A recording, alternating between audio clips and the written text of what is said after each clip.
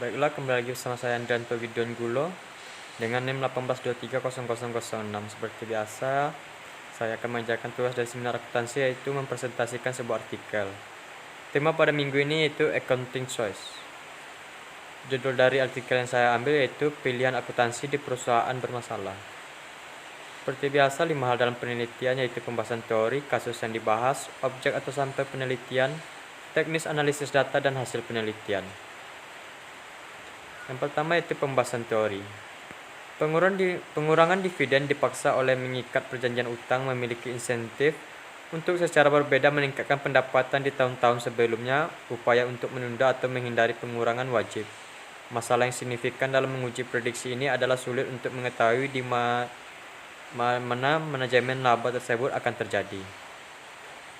Kasus yang dibahas yaitu dalam draft sebelumnya, kami berusaha mengidentifikasi sumber negatif perusahaan sampel akrual abnormal dengan membagi akrual tahun 0 menjadi modal kerja dan working komponen modal bukan kerja. Kami menemukan bahwa akrual negatif didorong oleh dua faktor. Yang pertama adalah penurunan persediaan abnormal besar yang signifikan di bawah semua uji statistik. Objek atau sampel penelitiannya yaitu makalah ini menyelidiki pilihan akuntansi di 76 perusahaan baru New York Stock Exchange atau NYSE. Sejumlah makalah mempelajari akuntansi pilihan dalam sampel yang kemungkinan berisi subset perusahaan bermasalah. Lihat untuk contohnya itu Liberty dan J. Merman pada tahun 1986 dan D'Angelo dan D'Angelo pada tahun 1991 tentang negosiasi serikat pekerja. D'Angelo 1988 tentang kontes proksi. Moyer pada tahun 1990 tentang bank bermasalah.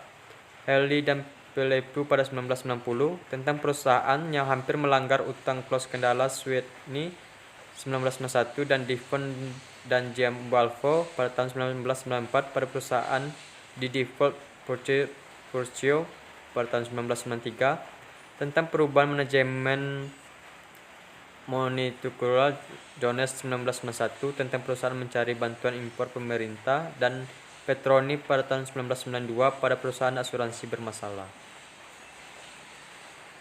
Teknis analisis datanya yaitu jika manajer perusahaan bermasalah memang sengaja menurunkan pendapatan yang dilaporkan, apa keadaan memberikan insentif ekonomi untuk melakukannya? Salah satu kemungkinannya adalah manajer ini dipaksa untuk mengambil biaya pendapatan oleh auditor. Untuk siapa pengurangan dividen menandakan peningkatan risiko audit, dan siapa yang merespon dengan ancaman opini wajar dengan pengecualian.